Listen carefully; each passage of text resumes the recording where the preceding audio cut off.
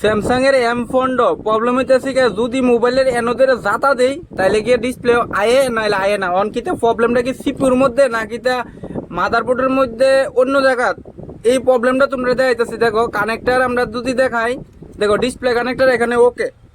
দেখো স্বাভাবিকভাবে যদি আমরা কানেক্টারটা লাগাই দিই, ব্যাটারি কানেকশনটা ওকে করি, লাগাই দিলাম, ব্যাটারি কানেকশন লাগাই দিলাম, তারপর যে আমরা চালু করি, এটার কোনো এখানে কোনো সুইচ নাই। আর একটা অন্য দোকান থেকে সেটরে দিছে, তো এটার সুইচটাও দিছে না। তো আমরা এটারে নিচের যে লাইন দুইটা, এটার দুইটা অন করি, সেট আমরা ভাইব্রেশন হয়েছে, দেখো কিচ্ছু আইছে না। সেট আমরা ভাইব্রেশন হয়েছে মানে সেট চালু হয়েছে, কিন্তু এখানে ডিসপ্লের মধ্যে কিচ্ছু নাই। যদি আমরা আনতে যাই, দেখো এখানে দুইটা জাতা দিলাম, দেখো আইব, হঠাৎ আইব। তো সেট আমরা ভাইব্রেশন হয়েছে, কিন্তু ডিসপ্লের মধ্যে কোনো লাইট নাই, কোনো গ্রাফিক্স নাই। দেখো ডিসপ্লের মধ্যে কোনো লাইট নাই, কোনো গ্রাফিক্স নাই। তো এই সমস্যাটা কি এর থেকে হইতেছে? আমরা কি মাদারবোর্ডের মধ্যে কি ডিসপ্লে লাইট এসি সমস্যা, নাকি গ্রাফিক্স এসি সমস্যা, নাকি সিপিউর মধ্যে, যেহেতু 5G সেট এগুলো বেশিরভাগ সিপিউ ড্রাই হয়, তো আমরা কি সিপিউ থেকে সমস্যা? এখন কীভাবে বুঝুম? আমরা যদি একবার তোমরা আইনা দেখাই, নাহলে বুঝতে না, বাকি আমি হুদো কথা কইতেছি। একবার ডিসপ্লেটা আইনা দেখাই তুইব, তাইলে বুঝবা। একটু হোল্ড করো, এটা হঠাৎ আয়ে না। তো আমি চেষ্টা করতেছি আপাতত, আবার অন করি। আমরা এটা আবারও অন করছি। অন করে যদি ব্যাক সাইডে যদি আমরা এই জায়গায় জাতা দিই কানেক্টরটার মধ্যে, তাহলে হঠাৎ ডিসপ্লেটা আয়ে, আবার হঠাৎ কি হয়, আয়ে না। দেখ চেষ্টা করছি, দেখাইতাম তো পারলাম না, কিন্তু কাজটা দেখলে তো বুঝবা কী করলাম। দেখো আমরা যদি মাদারবোর্ডটা খুললা, যদি আমরা মাইক্রোস্কোপের মধ্যে দেখাই, তাহলে দেখো, দেখো এটার যে এলসিডি কানেক্টর, আমরা যদি একটু ভালো করে জুম করে দেখি, তাহলে দেখো এখানে দেখো একটা 3 নাম্বার পিন দেখো ভাঙা। এই দেখো 1 2 3, এই 3 নাম্বার পিনটা ভাঙা। আর জুমটা একটু যদি কমাই, তাহলে দেখো কি হয়, এমনি সবগুলো লাইনই মোটামুটি ঠিক আছে, কিন্তু মিডলের যে পার্টটা প্লাস্টিকটা, এটার মধ্যে দেখো জাতা দিলে কি হয়। এ দেখো দেখো, তোমরা ভালো করে বুঝতে পারছো নি, বুঝি না। তাও আর একটু তোমরাও একটু জুম করে দেখাইতেছি আমার ক্যামেরার মধ্যে, যেহেতু আমার ক্যামেরার রিমোটটা একটু প্রবলেম হয়ে গেছে, যে কারণে ক্যামেরা ভিউটা তোমরা পাইতে পারো না। এলসিডির মধ্যে দেখো এটার মধ্যে কি হয়, দেখো এখানে জাতা দিলে দেখো এটা কিন্তু পুরোপুরি গেছে গা, এটা পুরোপুরি বাদ হয়ে গেছে গা। এটারে যদি আমরা যেহেতু সোল্ডার করি, কিছুদিন টিকবো, তারপরে কিন্তু আবার সে আগের মতো প্রবলেম হইব। তা আমরা একটা কাজ করুম, এটারে আমরা নতুন লাগানোর চেষ্টা করুম। নতুন যদি লাগাই, তাহলে আমরা প্রবলেমটা ফিক্স হয় কি না হয়, পুরো ভিডিওটা দেখো। ভিডিওটা ছোট্ট একটা ভিডিও, তাও তোমরা অনেক কিছু শিখতে পারবা। আমরা যে কানেক্টারগুলো লাগামু, দেখো কিছু কানেক্টার আমি মাদারবোর্ডের থেকে অনেক সময় খুলে রাখি, যেরকম এখানে একটা আছে, যেরকম কিছু আইসি সহকারে খোলা।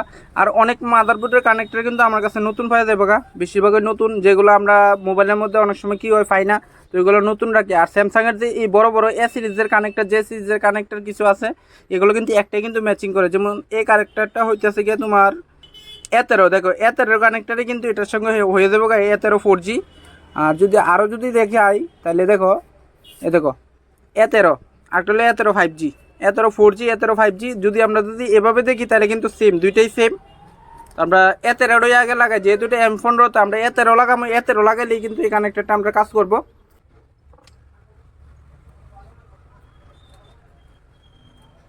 দেখো আমরা 13 একটা কানেক্টর বার করলাম, বার করে আপাতত এখানে রাখা দেখি যে লাইনগুলো সব ঠিকঠাক হয় কিনা।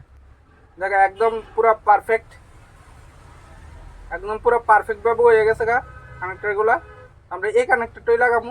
তো বন্ধুরা তোমরা আরেকটা জিনিস দেখাইতেছি, দেখো এটা আমরা এখন প্যাকেট থেকে বাইর করছি, কিন্তু এটার মধ্যে যেটা কানেক্টর যে লাইনগুলা, এই লাইনগুলো একটু উপরে উঠাই দেখাইতেছি।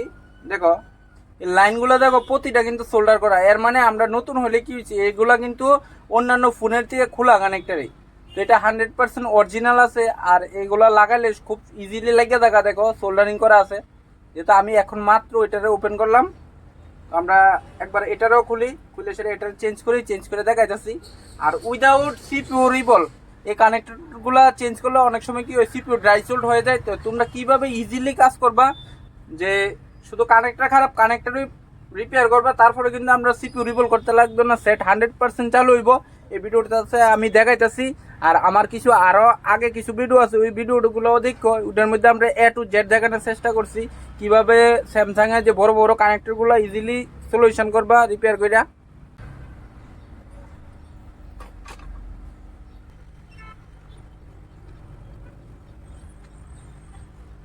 আমরা কিন্তু কাজটা কিন্তু যদি আমরা এই সাইডের থেকে এই যে এখন যে সোল্ডারটা করতেছি, এই সোল্ডারটা করলেও হয়তো, কিন্তু জিনিসটা আমরা বেশি দিন টিকসই হইতো না। দেখো আমরা ইজিলি রিমুভ করে নিয়েছি, কানেক্টরটা কিন্তু আমরা ইজিলি রিমুভ করলাম।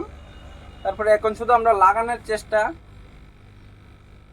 আমরা ভালো করে একবার ডিসোল্ডার আমরা করতাম না, কারণ এটার মধ্যে আমরা যে পিপিডিটা ইউজ করছি 3 ইউজ করছি, আর কোম্পানি আছে 220 তখন আমার মোটামুটি যে পিপিডিটা এখন লাগাইনি আছে এটা মোটামুটি আমরা পরিমাপে ছোটো হয়। তো আমরা এতটা 5Gটা যখন লইলাম তখন কিন্তু আমরা এটা পারফেক্টভাবে হয়ে গেছে। এ দেখো যদি আমরা স্কোপের মধ্যে দেখাই তাহলে দেখো এতটা 5G যখন আমরা এতটা 5G যখন আমরা লইছি তখন কিন্তু আমরা একদম সঠিক ম্যাপ হয়েছে। আর এতটা 4G যেটা এটা কিন্তু দেখতে সেম হলো, কিন্তু এটা লাগানোর পরে কিন্তু একটু ছোট হইতেছে, যে কারণে হইতো না। ফিনগুলো সব মাপে ঠিক আছে। তো আমরা 5Gটাই লাগাইলাম, লাগানোর পরে এখন আমরা চেক করে দেখা যাচ্ছি মোবাইলটা কি 100% চালু হয় কি না।